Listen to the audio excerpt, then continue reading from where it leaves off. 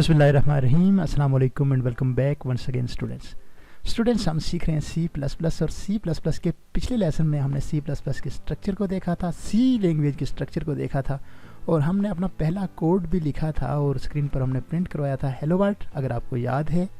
और आज हम आगे बढ़ेंगे और आज हम कुछ बेसिक कंसेप्ट और एलिमेंट ऑफ C या C++ के हवाले से बात करेंगे कि C लैंग्वेज के एलिमेंट्स क्या हैं, यानी या C++। जब मैं C का नाम लेता हूं तो C++ भी आप अपने माइंड में तस्वर कर लीजिएगा, क्योंकि दोनों लैंग्वेजेस को हम एक साथ सीख रहे हैं। तो आज हम इसके एलिमेंट्स के हवाले से बात करेंगे। एलिमेंट्स से क्या मुराद है? एलिमेंट्स से ये मुराद है कि जिस तरह मिसाल देकर मैं आपको समझाने की कोशिश करूँगा। आपका एक घर है तो वो घर मुख्तलिफ एलिमेंट्स पर मुश्तमिल होगा। अगर देखें घर बन चुका है तो उसके स्ट्रक्चर को अगर देखें तो उस घर के अंदर रूम होंगे, उसके अंदर वाशरूम हो सकते हैं, किचन हो सकता है, आपका डाइनिंग हॉल हो सकता है, ड्राइंग रूम हो सकता है। ये पूरे एलिमेंट्स हैं एक घर के पॉइंट ऑफ व्यू से।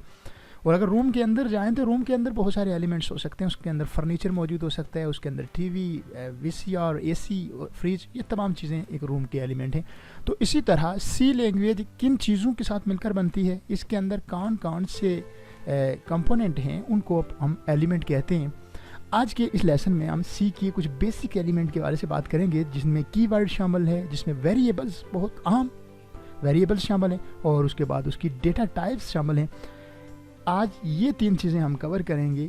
पहले आपके सामने में कोड, इसका बेशतर कोड हम पहले लिखा था पिछले लेसन में। अगर आपने वो लेक्चर देखा है तो आप समझ रहे हैं ये हेडर फाइल है, उसके बाद ये मेन फंक्शन है, और ये चीज़ें हम पिछले लेसन में एक्सप्लेन करके आए हैं। अगर नहीं सुना तो आप उस लेक्चर को दोबारा जाकर सुन सकते हैं। आज के इस लेसन में कीवर्ड के हवाले से हम बात करेंगे, वेरिएबल्स के हवाले से बात करेंगे और डेटा टाइप्स के हवाले से बात करेंगे। कोड लेवल से हट कर मैं ज़रा सा थ्योरेटिकल स्लाइड्स पर आपको लेकर जाना चाहता हूँ। वो इसलिए क्योंकि इस टॉपिक को आपको थ्योरेटिकल भी पढ़ना है। थ्योरेटिकल हम बहुत मुख्तसर पढ़ेंगे और थ्योरी के फ़ौरन बाद हम दोबारा प्रैक्टिकल लेवल पर आएंगे और इन तमाम चीज़ों को जिसकी हमने थ्योरी पढ़ेंगे, जिनकी हम थ्योरी पढ़ेंगे, उसको हम इम्प्लीमेंट करके ज़रूर देखेंगे।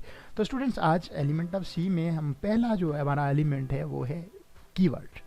तो कीवर्ड क्या होते हैं, इसके हवाले से हम डिस्कस करते हैं कि कीवर्ड बेसिकली प्रोग्रामिंग के अंदर कुछ ऐसे वर्ड होते हैं जो पहले से रिजर्व होते हैं, यानी उनका मतलब पहले से डिफ़ाइन कर दिया गया होता है कि जब भी ये वर्ड इस्तेमाल होंगे तो ये काम करेंगे, इनकी फंक्शनैलिटी ये होगी और ये इस मकसद के लिए इस्तेमाल होंगे। उन तमाम अल्फाज को कीवर्ड कहते हैं। मैंने आपके लिए एक अच्छी खासी रिसर्च के बाद एक डेफिनेशन कीवर्ड की निकाली है, जो आप देख सकते हैं कि keyword are word that's meaning has already explain in C and C++ compiler and its meaning can not be changed by the user. यानी ऐसे वर्ड प्रोग्रामिंग के अंदर, यहाँ C और C++ की हम बात कर रहे हैं, तो C और C++ प्रोग्रामिंग के अंदर ऐसे मखसूस वर्ड जिनके मीनिंग पहले से एक्सप्लेन कर दिए गए हैं और एक्सप्लेन करने के साथ साथ C या C++ के कंपाइलर को भी बता दिए गए हैं कि जब ये वर्ड इस्तेमाल होंगे तो आपने ये करना है। यानी कंपाइलर जो ही वो वर्ड इस्तेमाल होंगे प्रोग्राम या कोड के अंदर, तो कंपाइलर समझ जाएगा कि उसने इस वर्ड के बिहाइंड कौन सा कोड एग्जीक्यूट करना है या क्या रिजल्ट देना है, वो कंपाइलर को सिखा दिए गए हैं। तो आप ये माइंड के अंदर रखिएगा कि कीवर्ड रिजर्व वर्ड होते हैं जो आपके कंपाइलर को पता होते हैं और ये पहले से डिफाइन होते हैं। किसने डिफाइन किए होते हैं? प्रोग्रामर ने डिफाइन किए होते हैं? नहीं, प्रोग्रामर तो C के अंदर जो शख्स कोड लिख रहा है वो प्रोग्रामर है। तो डिफ़ाइन किसने किए होते हैं? डिफ़ाइन उस शख्स ने किए होते हैं जिसने उस लैंग्वेज को डेवलप किया होता है। जिस तरह C लैंग्वेज है, डेनिस रिचेस ने डेवलप की, तो उसने ये कीवर्ड डिफ़ाइन कर दिए और कंपाइलर को समझा दिए। जो C का कंपाइलर जब बनाया तो उसने कंपाइलर को भी बता दिया कि अगर इंट आएगा तो आपने समझ लेना है कि कोई इंटीजर टाइप वैल्यूज़ है, अगर फ्लोट आएगा तो आपने समझ लेना है कि यहाँ पर फ्लोटिंग पॉइंट यानी फ्रैक्शनल वैल्यूज़ यानी डेसिमल वैल्यू या इशारिये वाली वैल्यू आएगी। जब फॉर का वर्ड आएगा तो कंपाइलर को पता चल जाएगा कि यहाँ पर कोई लूप होगी, इटरेशन है या रिपीटेशन है। जब वाइल का वर्ड आएगा या डू का वर्ड आएगा तो वहाँ पर भी लूप्स या इटरेशन एंड रिपीटेशन का कंसेप्ट। और एल्स जब आएगा तो ये इफ़ और एल्स के सिनेरियो में इस चीज़ को लेगा कि यहाँ पर कंडीशनल स्ट्रक्चर है, कंडीशन के बेस पर रिजल्ट देना है। तो इस तरह वो मखसूस वर्ड जो पहले से मीनिंग रखते हैं, पहले से कोई ना कोई फंक्शन रखते हैं, उनको हम कीवर्ड कहते हैं। एग्जाम्पल के तौर पर मैंने कुछ एग्जाम्पल लिखी हैं। इंट हम आगे चलकर पढ़ेंगे। इंट एक डेटा टाइप भी है और डेटा टाइप के टॉपिक में हम इसको पढ़ेंगे। Float, for, while, do and else, इनको पहले ही मैं एक्सप्लेन कर चुका हूँ। तो ये सारे वर्ड क्या हैं, प्री डिफाइन हैं और ऑलमोस्ट सी और C++ के अंदर 32 वर्ड या 31 वर्ड ऐसे हैं जो कीवर्ड के तौर पर रिजर्व करवाए गए हैं और यूज़र उन्हें अपने मकासद के लिए यानी अपने वेरिएबल का नाम देने के लिए इस्तेमाल नहीं कर सकता या उनको चेंज नहीं कर सकता। अगर आप चाहते हैं कि इस इंट को आप कंप्लीट इंटीजर लिख दें तो ये नहीं कर सकते। अगर फ्लोट को कोई नाम चेंज करना चाहें तो भी नहीं कर सकते, क्योंकि अगर नाम चेंज करेंगे तो इसकी फंक्शनलिटी मुख्तलिफ हो जाएगी जो परफॉर्म नहीं होगी। और इसलिए आपने एज इट इज़ इनको इस्तेमाल करना होता है जैसे ये आपको बताए जाते हैं या प्रोग्रामिंग में आपको दिखाए जाते हैं। तो स्टूडेंट्स होप सो कि कीवर्ड को आपकी समझ आई होगी। आगे बढ़ते हैं और आगे देखते हैं कि वेरिएबल्स क्या होते हैं। C++ प्रोग्रामिंग या C प्रोग्रामिंग या किसी भी प्रोग्रामिंग लैंग्वेज में वेरिएबल की बहुत अहमियत है और वेरिएबल के बगैर मैं अक्सर कहता होता हूँ कि एक प्रोग्राम नहीं लिखा जा सकता। अगर आप प्रोग्राम लिखना चाहते हैं तो वेरिएबल का कंसेप्ट समझना बहुत ज़रूरी है। वेरिएबल्स क्या हैं, मैं जनरल पहले तो डेफिनेशन मैंने लिखी है आपके लिए, लेकिन इससे पहले मैं जनरल सिनेरियो में आपको एक बात समझाने की कोशिश करूँगा ताकि आप वेरिएबल को कंसेप्ट को समझ सकें। तो अगर आपने कैलकुलेटर के ज़रिए दो नंबर्स को जमा करना है, फॉर एग्ज़ाम्पल आप दो नंबर्स को जमा करना चाहते हैं 73 + 75, ये दो नंबर्स हैं, इनको जमा करना चाहते हैं। कैलकुलेटर का इस्तेमाल आप इस अंदाज में करेंगे कि सबसे पहले आप 73 टाइप करेंगे, फिर उसके बाद ऑपरेटर जो है प्लस का साइन अप्लाई करेंगे, प्रेस करेंगे जो बटन है, उसके बाद आप 75 लिखेंगे और इक्वल टू का साइन प्रेस करके आप रिजल्ट हासिल कर लेंगे। अब कभी आपने ये गौर किया है कि जब आपने 73 प्रेस किया तो ये 73 जाकर कहाँ पर स्टोर हुआ, फिर आपने प्लस का साइन प्रेस किया, फिर ये जाकर कहाँ पर स्टोर हुआ, और उसके बाद आपने 75 स्टोर किया और ये कहाँ पर स्टोर हुआ। जब इक्वल टू का साइन आपने प्रेस किया तो आपको इसका रिजल्ट 148 आई थिंक वो आपके सामने आ गया। ये कैसे मुमकिन हुआ? तो याद रखिएगा स्टूडेंट्स, जब आपने 73 प्रेस किया तो ये जाकर आपके एक वेरिएबल के अंदर जाकर स्टोर हो गया और उस वक्त तक वेरिएबल के अंदर ये मौजूद रहा जब तक आपको अगली वैल्यूज़ के साथ जमा होने के बाद आपको रिजल्ट नहीं मिल गया। तो वेरिएबल के लिए आपको एक कंसेप्ट ज़रूर बना होगा कि वेरिएबल मेमोरी को बोलते हैं, उस स्पेस को बोलते हैं, उस लोकेशन को बोलते हैं, उस जगह को बोलते हैं जहां पर आपका डेटा जो है टेम्पोरेरी तौर पर स्टोर होता है। प्रोग्रामिंग के पॉइंट ऑफ व्यू से अगर वेरिएबल की बात करें तो वेरिएबल का ये जो दो लाइन्स मैंने लिखी हैं आपको, मैं इसका दूसरा पोर्शन आपके सामने पहले रीड कर रहा हूँ कि variable is a name location in a memory where a program can manipulate the data. यानी मेमोरी यानी कि आपकी रैम के अंदर आपकी टेम्पोरेरी मेमोरी जो प्राइमरी मेमोरी होती है, उस मेमोरी के अंदर वो जगह जहाँ पर आपके प्रोग्राम का इनपुट डेटा मैनिपुलेट हो रहा होता है, करंट टाइम पर रन हो रहा होता है, या अगर मैनिपुलेट से आप मुराद ले सकते हैं जमा माइनस तफरीक तकसीम, जो भी अर्थमेटिक ऑपरेशन हो सकते हैं, कोई लॉजिकल ऑपरेशन हो सकते हैं, किसी भी नौइयत के ऑपरेशन हो सकते हैं, जहां पर आपके रैम के अंदर जहां पर आपका डेटा आर्जी तौर पर मैनिपुलेट हो रहा होता है, उस जगह को, उस जगह के नेम को या उस जगह को आप वेरिएबल कहते हैं। और दूसरी बड़ी अहम चीज़ कि variable is an entity whose value can change during the program execution. और वेरिएबल की ये भी खुसूसियत है कि इसकी वैल्यू प्रोग्राम की एग्जीक्यूशन के दौरान चेंज हो सकती है। इस कंसेप्ट को समझने के लिए मुझे खासा वक्त लगा। जब मैं जब मैं पढ़ रहा था, जब मैं स्टूडेंट था, तो उस वक्त मुझे ये चीज़ समझ नहीं आ रही थी कि प्रोग्राम की एग्जीक्यूशन के दौरान वेरिएबल की वैल्यू कैसे चेंज हो सकती है। तो फिर मुझे बाद में जाकर पता चला कि ये इस तरह मुमकिन है। कैलकुलेटर की मिसाल एक बार फिर लेते हैं। आपने दो नंबर कैलकुलेटर को दिए, पहली बार आपने रिजल्ट 73 + 75, आपके पास रिजल्ट आया 148। जब आपके पास रिजल्ट आया आपने उसको कैंसिल किया, आपने रिजल्ट अपना काउंट किया, कहीं लिखा, उसके बाद आपने दूसरी वैल्यू दे दी 50 + 50, आपके पास इसका 100 रिजल्ट आया।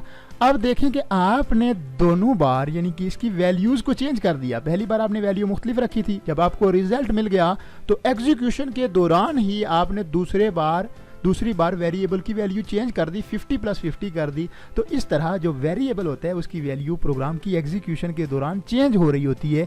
जब आपका काम कंप्लीट हो जाता है, आपको कंप्यूटेशनल रिजल्ट मिल जाता है, तो उस वक्त वेरिएबल आज खुद डिस्ट्रॉय हो जाता है और उसकी जगह कोई दूसरी वैल्यू ले लेती है।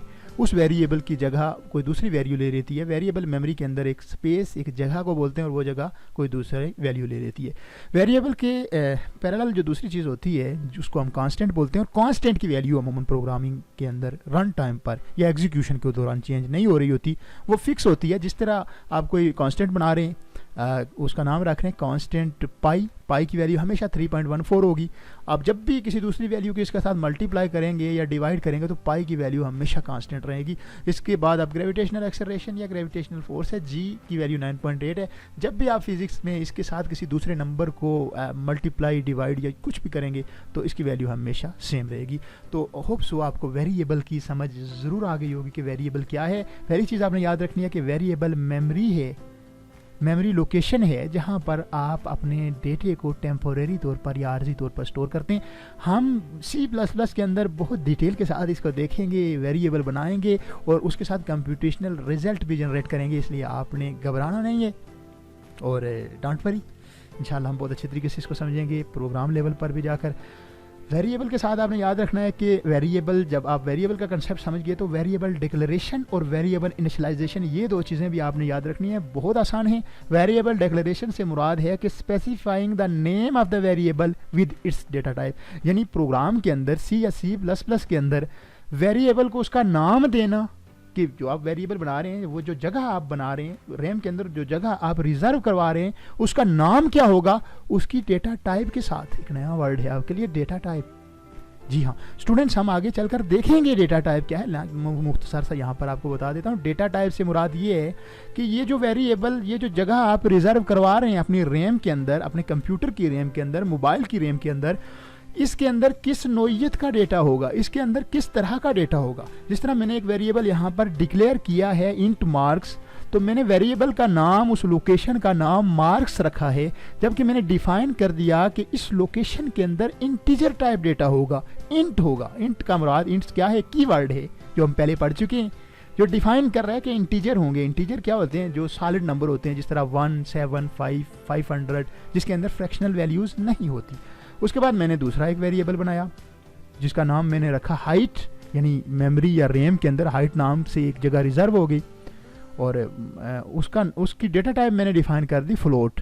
यानी फ्लोट क्या होता है, ये भी हम डेटा टाइप के टॉपिक में डिस्कस करेंगे। फ्लोट क्या होता है, फ्लोट क्या है, फ्लोट जब फ्रैक्शनल वैल्यूज आ रही होती हैं तो उसकी डेटा टाइप हम फ्लोट रखते हैं। हाइट चूंकि डेसिमल में हो सकती है, कोई शख्स 5.3 इंच लंबा हो सकता है, 5 फुट और 3 इंच लंबा हो सकता है, इसलिए हाइट को हम फ्लोट रख सकते हैं।